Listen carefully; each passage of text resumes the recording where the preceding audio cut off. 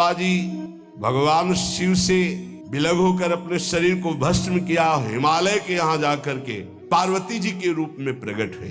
हिमालय पुत्री पार्वती बाल्यावस्था से ही निरंतर ध्यानस्थ रहना शिव अनुराग में। जब किशोर अवस्था हुई, किसी से कोई संभाषण नहीं करती थी माता जी, हर समय भगवान शिव के ध्यान में निमग्न रहना, कठोर तप करना शुरू कर दिया।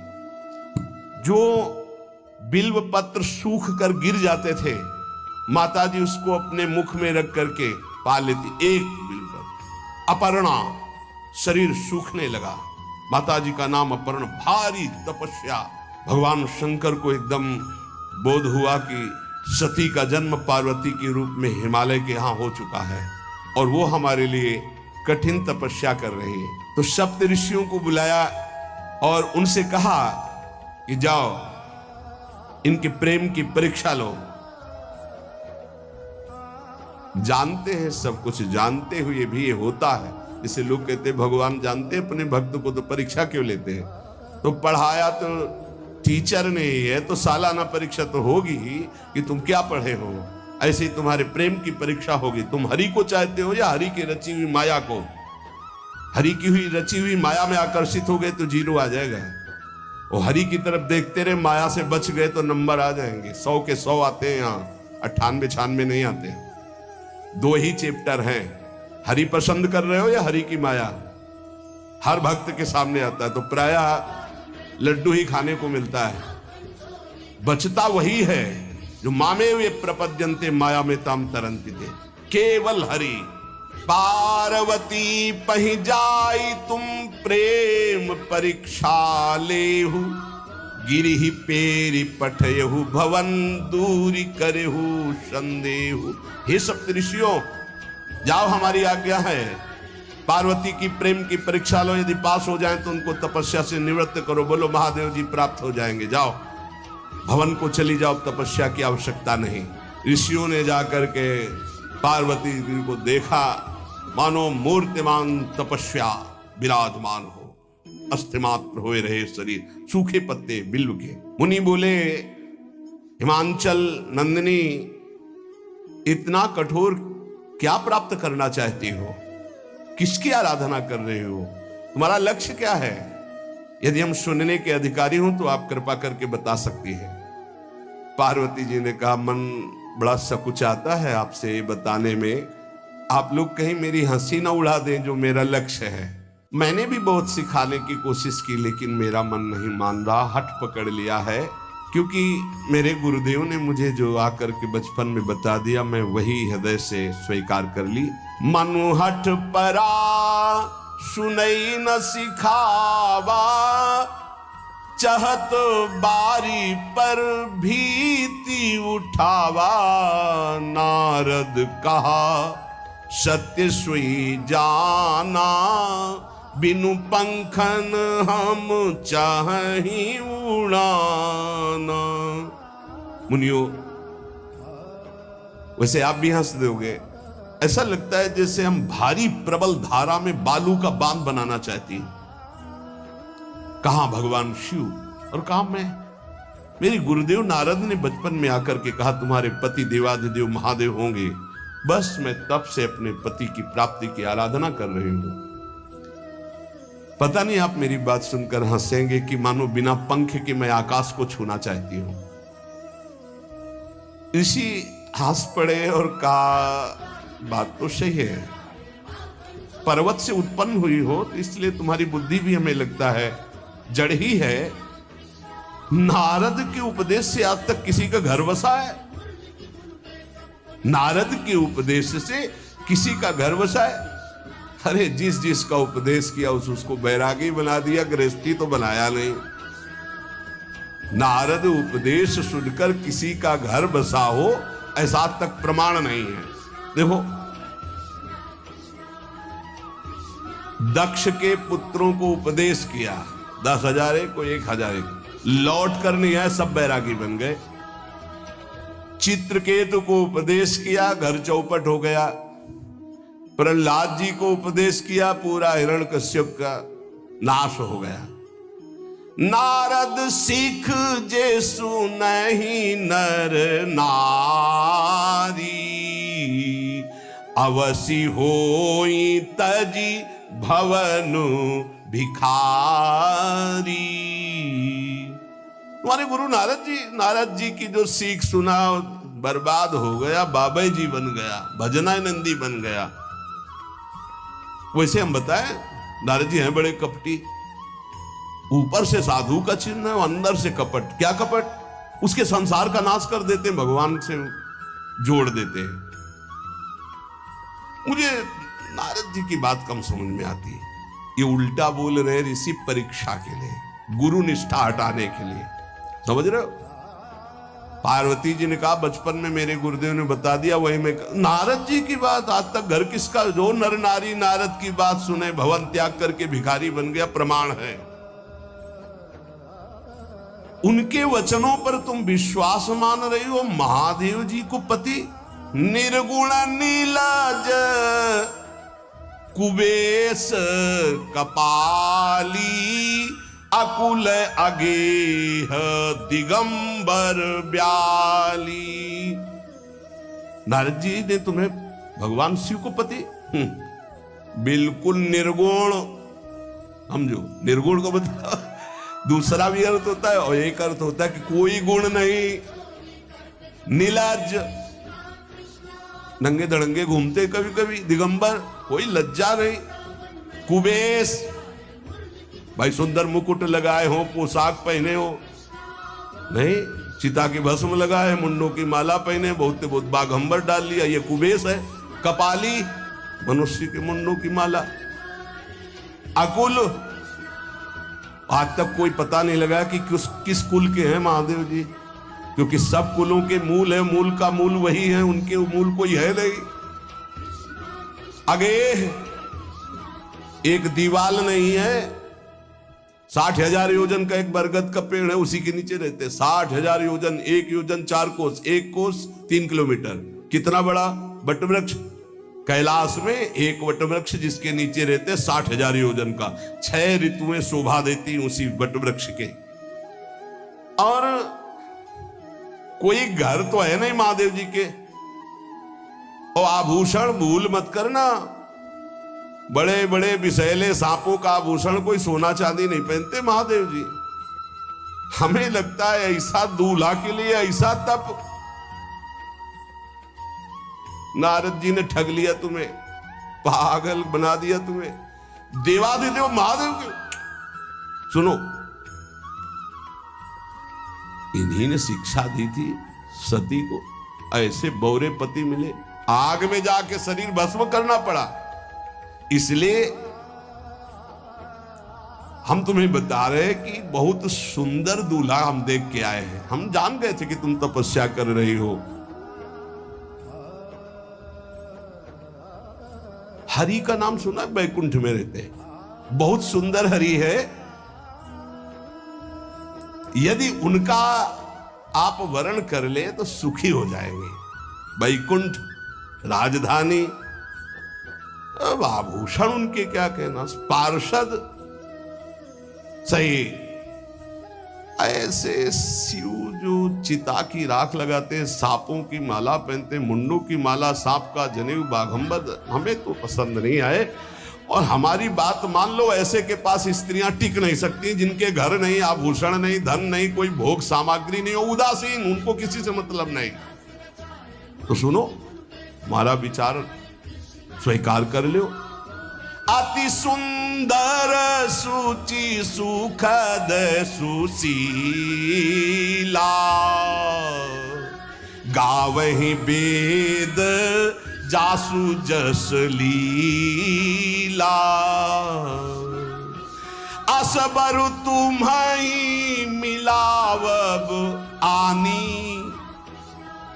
बहुत सुंदर त्रिभुवनपति, बड़े सुशील गुणवान, जिनका यश वेद गाते गाते अघाते नहीं है, कोई दोष नहीं, सद्गुणों के समुद्र, लक्ष्मीपति, वैकुंठाधिपति। तुम्हें कुछ नहीं करना, हाँ बोलो, वो आएंगे, गरुड़ पे बैठाल के ले जाएंगे, तपस्या करने की जरूरत नहीं। पार्वती जी बहुत हंसी, सुनती भी हंसी, कहा वचन भगवान। अच्छा अच्छा अच्छा, आपने ठीक कहा कि पर्वत से हमारा प्रादुर्भाव हुआ है, इसलिए आपको यह भी पता होगा कि पर्वत बहुत हठीला होता है, जहां डटा है वहीं डटा रह सकता है। सुनो, पर्वत से सोना भी उत्पन्न होता है, जो आग में जलाने पर भी अपना तेज बढ़ाता है, घटाता नहीं। तुम मेरे गुरुदेव के प्रति ऐसा बोले कि वो जिसको उपदेश करते हुए उसका घर उजड़ जाता है, तो बसो भवन उजरो नहीं डरो, पर नारद बचन न मैं परिहरऊं। अपने गुरुदेव के एक भी शब्द को मैं नहीं काट सकती, चाहे मेरा जीवन रहे या ना रहे। बसन हमारा और हमारा भवन, हमारा श्रृंगार, हमारा सर्वस्व, ये मिले या ना मिले, पर हमारे महादेव जी मुझे मिले। तुम आभूषणों की, वसन भूषण की बात कर रहे हो, ग्रह की बात कर रहे हो, पद की बात कर रहे हो। गुरु के बचन प्रतीति न जेहि, सपने हूं सुगम ना सुख सिद्धि देहि। एक बात तुम्हें बता दूं सप्तऋषियों, जिसे अपने गुरुदेव के वचनों पर विश्वास नहीं, गुरुदेव का भरोसा नहीं, उसे कभी कोई सुख और सिद्धि कदा प्राप्त ही नहीं हो सकती। महादेव वो गुण भवन विष्णु सकल गुण धाम, जय कर मनोरम जाहि संते ते ही संकाम। आपने बताया कि महादेव में कोई गुण नहीं है और विष्णु समस्त सद्गुणों के धाम है, मैं मानती हूं, लेकिन मेरा मन महादेव जी से रम गया है। अब तो केवल महादेव जी, पहले मिलते हो सलाह करते तो तुम्हारी बात सुनती, अब तो गुरुदेव नारद जी ने जो उपदेश किया वही मैं करूंगी। अब मैं जन्म संभुहित हारा, को गुण दूषण करे विचारा। ये इष्ट निष्ठा होनी चाहिए। अब तो हमारा जन्म आराध्य देव के लिए, अब कौन गुण दोष का चिंतन करे। जन्म कोटि लग रगर हमारी, बरऊ शंभुनता रहूं कुमारी। करोड़ जन्म लूंगी, अगर इस जन्म में महादेव जी ने मिले तो करोड़ जन्म लूंगी, हर जन्म तप करूंगी, पर हमारे प्रीतम होंगे महादेव, पति होंगे महादेव। तजऊ न नारद कर उपदेशु, आपु कहीं सत बार महेशु। हजार बार आकर के, सैकड़ों बार आकर महादेव जी भी कहें कि अपने गुरुदेव के वचन छोड़ दो, तो मैं अपने गुरुदेव के वचनों का त्याग करने वाली नहीं। आप जा सकते हैं, बहुत जगत में कुंवारी कन्याएं और कुंवारे वर हैं, उनका ब्याह करा दीजिए। मेरी तो केवल एक ही बात रहेगी, हर जन्म महादेव जी के लिए। समस्त सप्तऋषियों ने साष्टांग दंडवत की और कहा, जगदम्बा आप नित्य शिव की अर्धांगिनी, भगवान शिव ने ही मुझे भेजा था आपकी परीक्षा के लिए। जाओ, भगवान शिव सब जान रहे हैं, ब्याह पक्का, अब आपको तप करने की जरूरत नहीं है। तुम माया भगवान शिव, सकल जगत पितुमात, नाई चरण सिर मुनि चले, पुनि पुनि हर्षत गात। प्रणाम करके सप्तऋषि गए, हिमांचल से कहा, सादर अपनी कन्या को लिवा लाओ और ब्याह की तैयारियां शुरू करो। महादेव जी ब्याह के लिए पहले से ही राजी हैं और समस्त देवता ब्रह्मा जी आदि उनके पास जा रहे हैं प्रार्थना करने के लिए।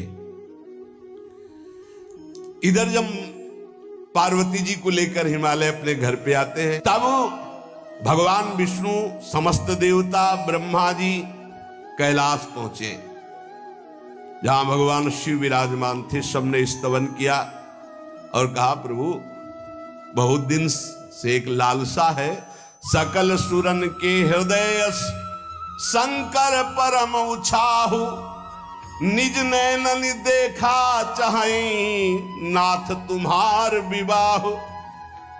भगवान विष्णु, ब्रह्मा जी, समस्त देवताओं ने कहा प्रभु हम सबके मन में एक उत्साह है, आप दूल्हा हो, हम सब बराती हो, आपका विवाह देखना चाहते हैं।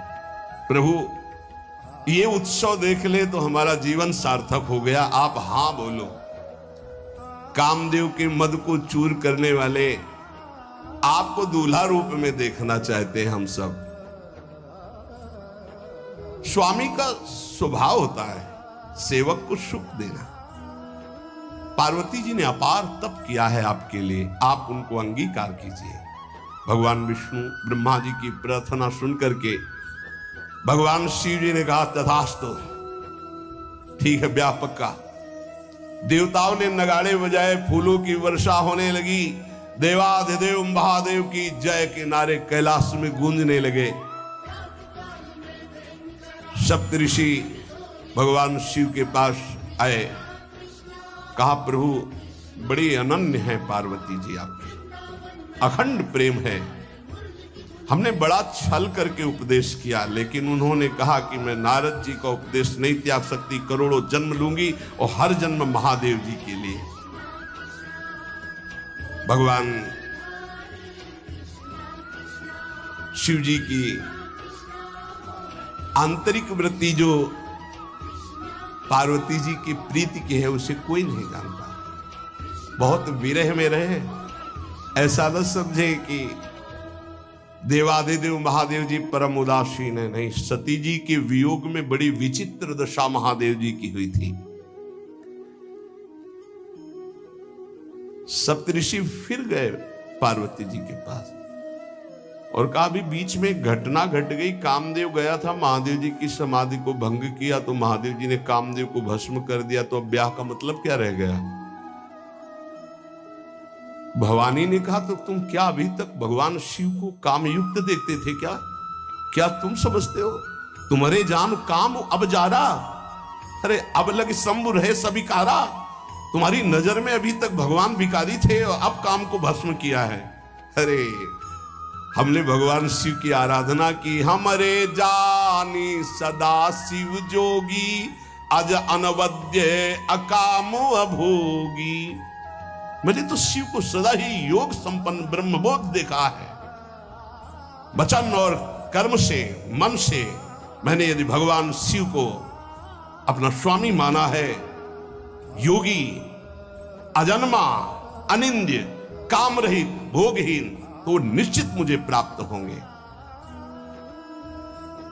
भगवान शिव के पास फिर सप्तऋषि गए, बोले प्रभु गजब की निष्ठा है, केवल आपके प्रति प्रेम है।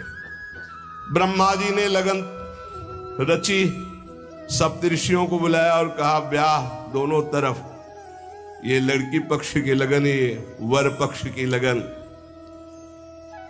ब्याह तय हो गया, दिन नक्षत्र घड़ी, नगाड़े बजने लगे, देवताओं के लिए सुमन वृष्टि हुई।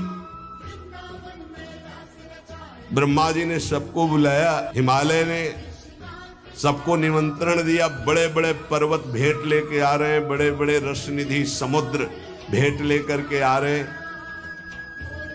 वहां भोजन पान के लिए हिमालय के पास कोई कमी थोड़ी थी, रस की नदियां बह रही थी। विविध प्रकार के रस, विविध प्रकार के फल, विविध प्रकार के भोग वहां सब व्यवस्थित किए जा रहे हैं।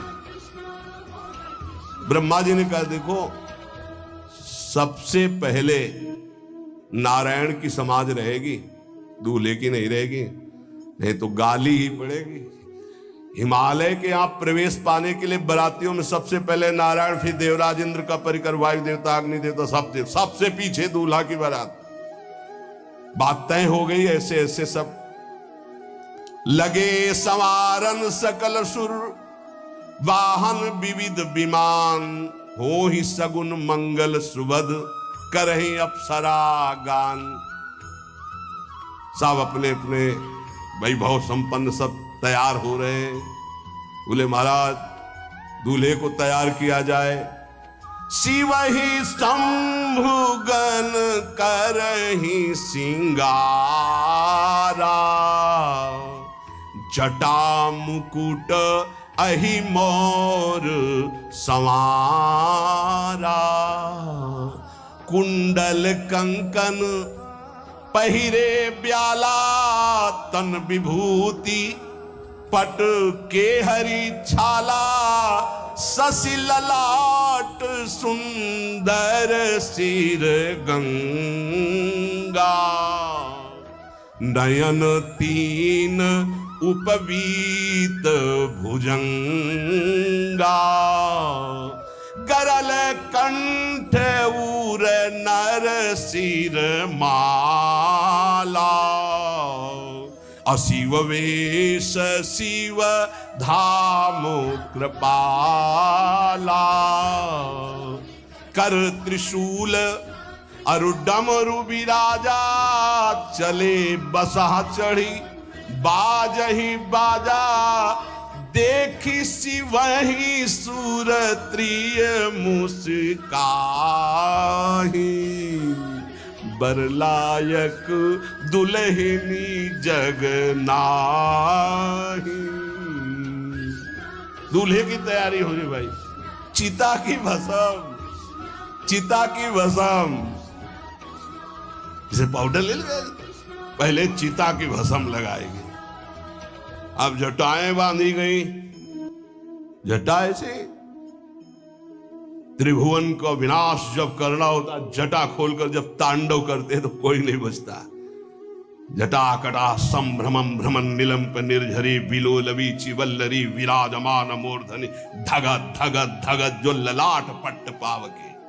तीसरा नेत्र मानव विश्व का विनाश करने के लिए उसे पटबंद किए हुए विशाल जटाएं। जटा का तो मुकुट सवार आ गया, अब जटा बंध है काहे से? सांप, ये मुकुट सांप। और कुंडल करिया और भूरी भी थी।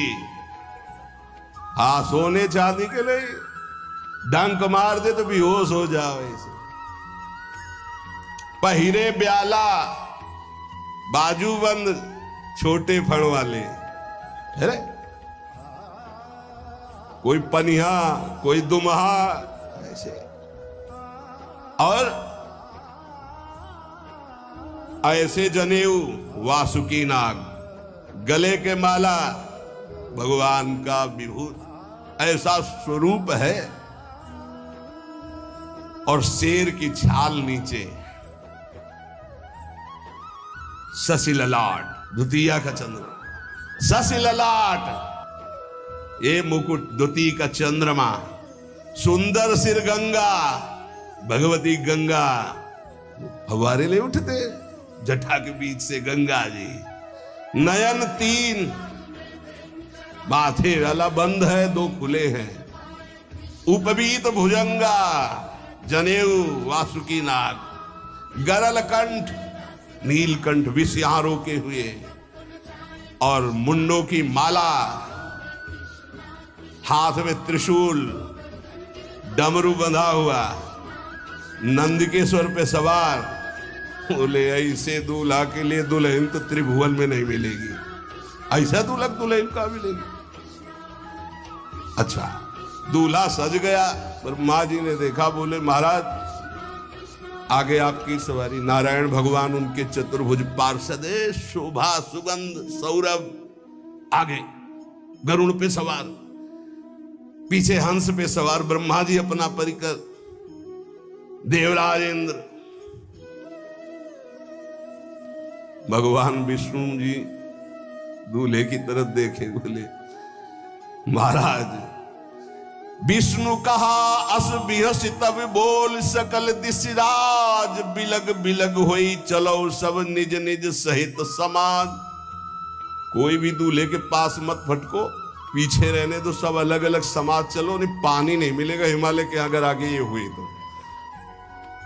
अब तो वर अनुहारी बरात न भाई, हंसी करहियो पर पुरजाई। नारायण ने कहा कि दूल्हा के अनुरूप ही हम सब बराती नहीं भैया, दूल्हा सबसे पीछे, सब बराती क्रम से पहले हम, फिर ब्रह्मा जी, फिर देवराज इंद्र, ऐसे सब। भगवान शिव ने कहा तुम अपने पार्षद सब लिए हो तो हम बुलाते हैं, श्रृंगी निकाली, जे ही बजाया तो भगवान शिव के पार्षद आ गए। शिव अनुशासन सुनि सब आए, प्रभुपद जलद शीस तिन, जय हो महाराज की आज्ञा करो। अरे बोले विवाह हमारा बहुत दिलों से आओ। घुचप्पा जैसे देखो ना, अगिया बैताल। हाँ अब कैसे शिव के बराती हैं, जरा ये आगे पार्टी तो निकल गई बंदनी। ये जो भगवान शिव ने बुलाया बरातियों को, अपने साथियों को मुखहीन विपुल मुख काहू, बिनु पद कर को बहुपद बाहू, विपुल नयन को नयन विहीना, रिष्ट पुष्ट को अति तन खीना। किसी के एक को मुख नहीं, केवल मांस का पिंड है, और किसी के पूरे शरीर में मुख ही मुख है। किसी के एक भी हाथ पैर नहीं है, लुढ़कता चल रहा है, और किसी के बहुत से हाथ पैर हैं। किसी के नेत्र नहीं है, किसी के बहुत नेत्र हैं। बड़ा विचित्र। किसी के हड्डी हड्डी है तो कोई बहुत मोटा है, कोई बहुत पतला है। तनखीन को अति पीन, पावन को अपावन, गति धरे भूषण कराल कपाल, कर सब सद्य सोनित तन भरे। खरस्वान सुमर सुकाल मुख गन भेष, अगणित को गने बहु जिनस प्रेत, पिशाच जोगी जमात बरनत नहीं बने। पिशाचिनी खून लपेटे नाच रहे, भगवान शिव का विवाह। और भूत और किसी के सुअर के मुंह, किसी के कुत्ता के मुंह, किसी के गधा के मुंह। बड़ा विचित्र भेष भगवान के शिव के पास। नाचहि गावे गीत, कौन अप्सरा गंधर्व नहीं, परम तरंगी भूत हो, ऐसे बच रहा है। ये गान हो रहा है, हड्डी हड्डी है भूत की। भगवान शिव के सामने नाच रहा है, गा रहा है। कैसा शोभा होगी। खून लपेटे पिशाचिनी, अगिया बैताल, रोड लाइट, अगिया बैताल, भगवान शिव की बारात। भूत प्रेत बड़े मौजियल, स्वामी का विवाह हो रहा है, खूब छिलक कर नाच रहे। देख ले तो मूर्छा आ जाए। अब बनी है बारात, तो जस दूल्हा तस बनी बराता। बाजा कौन बाज रहे हैं? कोई गाल बजा रहा है, कोई मुंह बजा रहा है, और बैंड थोड़ी बज रहे। कोई चीख रहा है तो जैसे अलग अलग नहीं, तुरही बज रही, ये बज। वहां कोई बाजे नहीं, सब भूत है। भूत प्रेत पिशाचिनी ऐसे स्वर निकल रहे हैं। अब भगवान श्री चले नंदिके पर सवार होकर, जस दूल्हा तस बनी बराता। हिमालय बड़े उत्सव में है। देवाधिदेव महादेव जी की महिमा हिमालय की पत्नी से नारद जी ने सब सुना रखी है। अब तो जितने भी सुंदर सुंदर सब पदार्थ, सब व्यवस्थाएं, सब किए, हाथ जोड़े खड़े हैं। जगदम्बा जहां विराजमान है, वहां सिद्धियों की कौन सी कमी है। ये हुआ कि जय हो बारात पधार रही है, सामवेद का गान करते हुए गरुड़ पर विराजमान भगवान। सब हिमालय वासी ओहो धन्य है, धन्य। यही दूल्हा है, बाराती है। दूल्हा तो भी बहुत है, सुंदर हो गए, सब देख के लुभायमान हो गए। नारायण परिकर सब। पीछे देखा हंस पर सवार भगवान ब्रह्मा जी, चतुर्मुख, वेद सब। दूल्हा पीछे, गांव के नगर के लोग है ना, ये दूल्हा नहीं। सयाने लोग कहते हैं दूल्हा, दूल्हा तो ये तो ब्रह्मा जी है, देवराज इंद्र। ये दूल्हा नहीं, नहीं नहीं, ये दूल्हा नहीं, ये दूल्हे की बाराती है। वो गजब, इतने सुंदर दूल्हे के बाराती, तो दूल्हा तो फिर बहुत हृदय में आनंद है, उत्साह है। नगर की बालक बालिकाओं, नौवधुओं को ऐसे देख रहे, दूल्हा कौन है, ऊपर से चले। जब सब निकल गए तो बहुत हृदय में आनंद था कि अब दूल्हा के दर्शन होंगे। जोई दूल्हा की पार्टी आई, शिव समाज जब देखन लागे, भीतरी चले बाहन सब, जितने अगवाली कर ले आए थे धोती संभाल के जान बचा के भागे। जो बड़े बूढ़े थे, जो महिमा सुने थे, वो धरी धीरजु ताहां रहे सयाने, बड़ी हिम्मत करके रुके कि शिव हैं।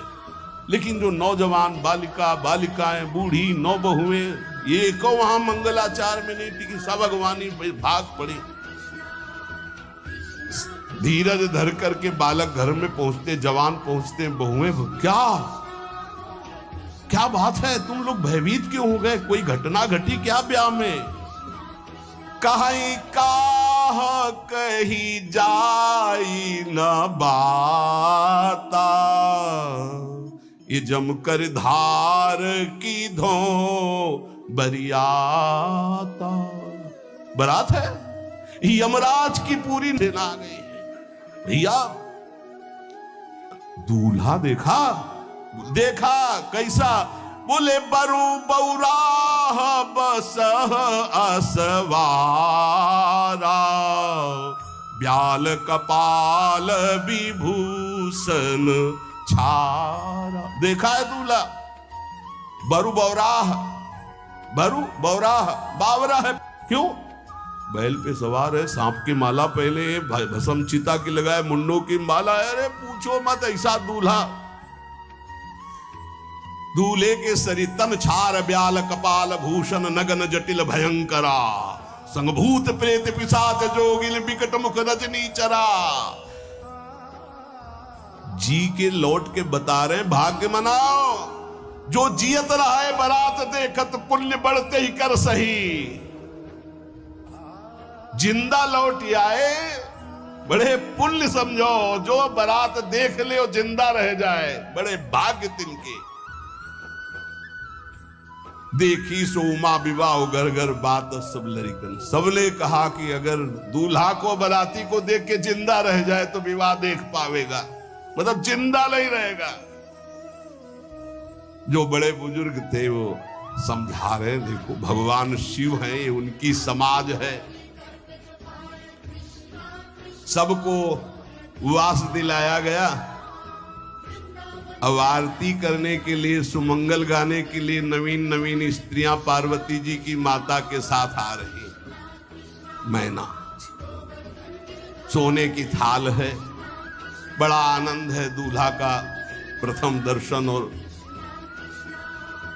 आरती लेके जे भी देखा दूल्हा को, यही दूल्हा है। हाँ, भारी रोष पैदा हुआ कि नारद जी ने बर्बाद कर दिया हमारा घर। हमारी बिटिया सूखे पत्ते खा के इसके लिए भजन करती रही। मैना जी ने पीछे मुड़ के देखा, एक भी नहीं स्त्री थी, अकेले थाली लिए खड़ी थी। लौट के आई, उन्होंने कहा कि सब भाग्यों पड़ी। बोले प्राण बचाए, ऐसे ऐसे करिया फुसकार रहे थे। कोई थाली पटक दी, आरती की गई। पार्वती जी को गोद में बैठाला और रोने लगी। बिटिया ऐसे के लिए भजन किए हो, ऐसे के लिए तपस्या किए हो? आंसू भर के कहा कि विधाता की बुद्धि मारी गई। जिसने तुम्हारी जैसी सुंदर कन्या, वो ऐसा बावरा दूल्हा, ये संयोग रचा है। बुद्धि खराब हो गई ब्रह्मा की। कसकीन बरु बौराह विधि जय तुम्हें सुंदरता। त्रिपुर सुंदरी भगवती पार्वती जी। अरे जो फल लगना चाहिए कल्प तरु में, वो बमूर में लग रहा है। ये आज वही दिल उत्सव, ब्याह का उत्सव भगवान सिंह। अच्छा तो मेरा निर्णय सुन लिया जाए मैना जी का। अगर मेरी बात नहीं मानी गई तो हिमालय के शिखर से अपनी बेटी को लेकर गिर के आत्महत्या कर लूंगी, ब्याह नहीं होने दूंगी। फाइनल तुम सहित गिरते गिरो पावक जरो, आग में जल जाऊंगी अपनी बेटी को लेके, समुद्र में डूब जाऊंगी, लेकिन ऐसे बोरे बोरा जो ये बर है इसके साथ ब्याह नहीं होने दूंगी पक्का।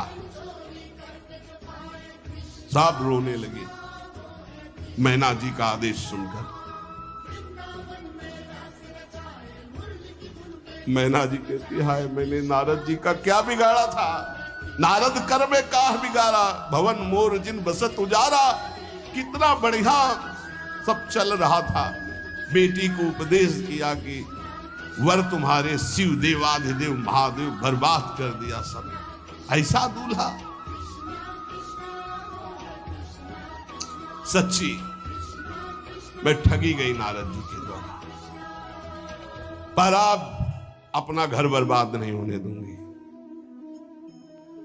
क्या जाने नारद जी बेटी का प्रेम क्या होता है। बांझ कभी प्रसव की पीड़ा जानती है, क्या जाने बाबा जी है हमारी बेटी हो ऐसा दूल्हा। जब देखा कि मां बहुत गुरुदेव को उल्टा सीधा बोल रही है तो उन्होंने कहा माता विचार पूर्वक।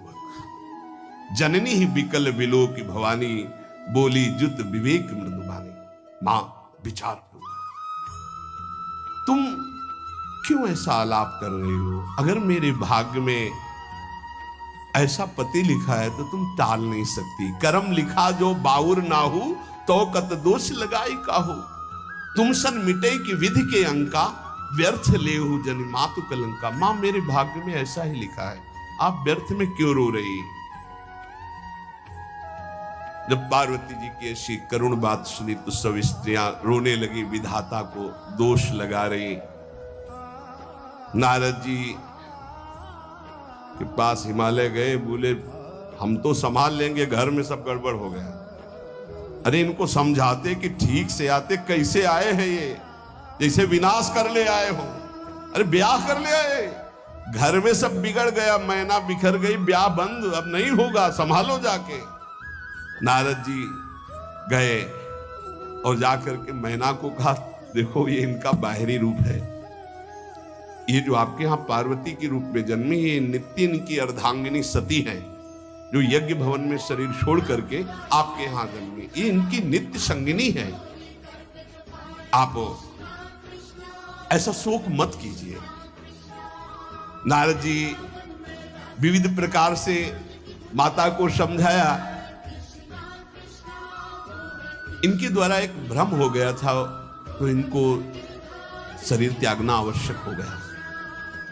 जब भगवान श्री राम सिया जी के लिए हे खग हे मृग हे मधुकर श्रेणी तुम देखी सीता मृग नैनी ऐसा पुकार रहे तो भगवान शिव ने प्रणाम किया और सती जी के मन में संशय हुआ। सती जी ने सीता वेश धारण किया। जब भगवान शिव ने जाना तो उसी समय त्याग कर दिया था कि अर्धांगिनी रूप में अब कभी स्वीकार नहीं कर, क्योंकि पूज्य माता का रूप आपने धारण किया। तो मूल बात ये थी, इसीलिए योगाग्नि में जाकर शरीर को भस्म कर दिया और आपके यहाँ पार्वती जी के रूप में जन्मी है। जब नारद जी ने बताया कि आप बिल्कुल धैर्य रखिए, भगवान शिव का वैभव आपने देखा नहीं, ये इनका बाहरी रूप है, समझाया मैना को तसल्ली की। बोले अभी दूल्हा रूप आपको दिखाते हैं, आप चुप रहिए। तब मैना के हृदय में कुछ शांति हुई। जितने गांव के नगर के सब लोग थे सबको सूचना पहुंची, डरो मत, भगवान शिव है, ये लीला कर रहे हैं। अभी नारद जी गए और बोले विवाह करना है कि नहीं करना। शंकर जी से कहा, बोले आए इसीलिए, बोले ये सब बंद करो आप, ये रूप से विवाह होता है। वह हमारी सारी जो बिचौलिया में पीट रहे हैं, उधर जाओ तो उधर, ये रूप हटाओ। बोले कौन सा रूप धारण करें, दूल्हा रूप धारण करो। भगवान शिव ने जे भी, बहुत सुंदर शिव है, कर्पूर गौरम जैसे ने चिदानंद, 16 वर्ष की अवस्था, हाथ में दर्पण और अद्भुत मुकुट धारण किए हुए, जटाएं ढकी हुई, गौर वर्ण, वो सुंदर रूप जो देखे सो मोहित हो जाए। ध्याये नित्यम महेशम रजति किरणिभम चारु चंद्रावतन सम। कैसा सौंदर्य रूप महादेव जी का। चलो अब जो जेवनार के लिए सब शुभ नववधुएं सब मैना जी को बुलाया, देखो दूल्हा आ रहे हैं, एक एक कदम ऐसे चल रहे, संभाल संभाल के जैसे चलना सीख रहे हो। तांडव करने वाले चरण है, पर नारद जी ने तो अब नहीं, नव किशोर अवस्था, हाथ में दर्पण, वो सुंदर रूप भगवान शिव का, एक एक कदम बरात जो देखे सो मोई। मैना ने कहा हो अहो भाग्य, ऐसे दूल्हा बोले वही हैं जो नंदी पे सवार थे, इनके स्वरूप को जानना बड़ा कठिन है। अब जो सुंदर जीवनार हुई बरातियों के साथ भगवान शंकर की बड़े मधुर गीत गाए जा रहे हैं। मुनियों ने फिर हिमवान को लगन पत्रिका सुनाई। विवाह का ठीक समय देख करके समस्त देवता और वेद स्वयं मूर्तिमान होकर वेद उच्चारण कर रहे हैं। भगवान शिव का पाणी ग्रहण संस्कार हो रहा है। पार्वती जी जब श्रृंगार करके सभा में आई ब्याह मंडप पे, तो कोई ऐसा नहीं था जो देखकर मोहित न हो गया हो। त्रिपुर सुंदरी अम्बा है, लेकिन सब ने उनके श्री चरणों में सर झुकाया, क्योंकि जगदात्मा महेश पुरारी, जगदम्बिका जानि भव भामा, सुरन मनन मन कीन प्रणाम। ऐसा सुंदर रूप अम्बा जी का त्रिपुर सुंदरी है। जब वो दुल्हन रूप में पधारी, कोई भी ऐसा नहीं था जो एक बार देखकर मोहित न हो, पर सब श्री चरणों में, क्योंकि जगदम्बिका है, भगवान शिव की आद्या शक्ति है। सुंदरता मर्जाद भवानी, जाय न कोटि बदन बखानी। करोड़ों मुखों से यदि वर्णन हो तो इस समय जो पार्वती जी का सुंदर रूप है, नव किशोरी और दुल्हन रूप, पार्श्व में बैठे अत्यंत सुकुमार, कपूर और चांदी की तरह गौर वर्ण, एकदम तेजोमय, विशाल नेत्र, स्वर्ण आदि के आभूषण, कहीं कोई एक बिच्छू सर्प कुछ नहीं, बिल्कुल नव किशोर राजकुमार स्वरूप भगवान शिव। पार्वती का मन रूपी भौरा शिव जी के रूप को देखकर लुभायमान हो रहा। आज्ञा भई, ब्याह प्रारंभ हो। आश्चर्य की बात, गणेश जी का पूजन सबसे शुरू हुआ।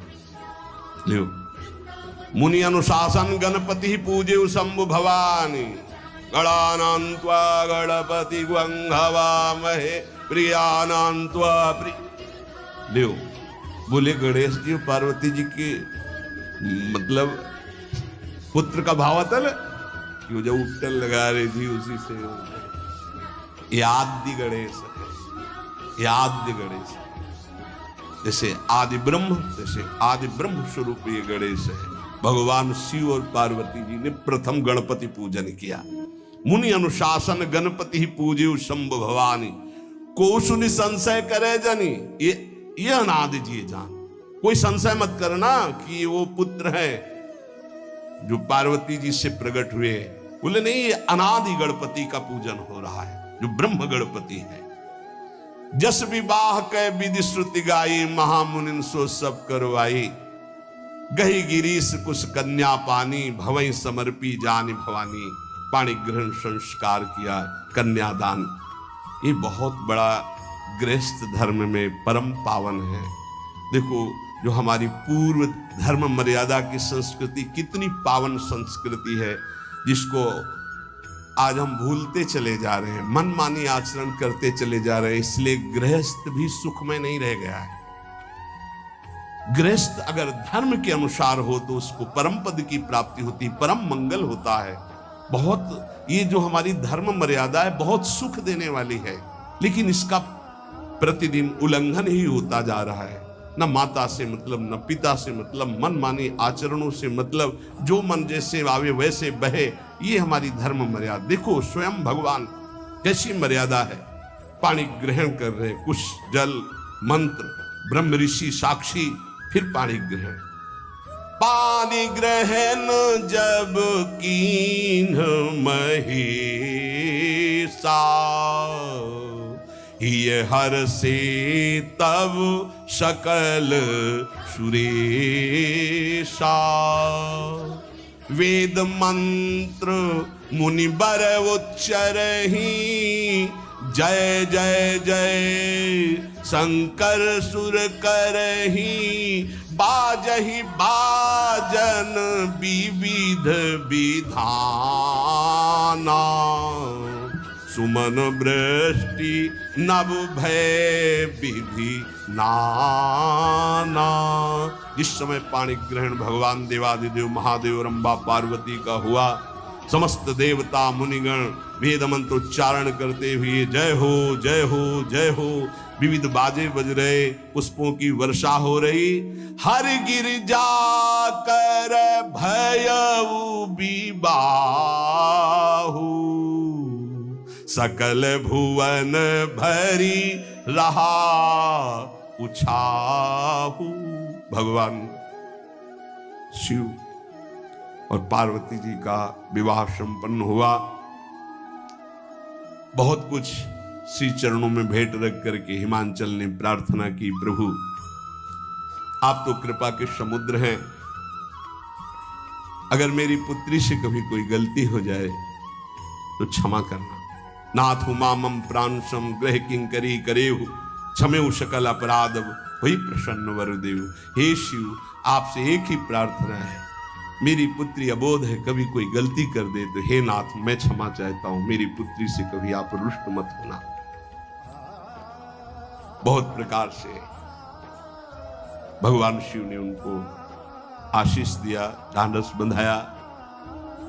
फिर भगवान शिव और उमा आनंद पूर्वक कैलाश पधारे। चरित सिंधु गिरजा रमन, वेद न पावहि पारु, बरने तुलसी दास किमि अतिमति मंद गवा।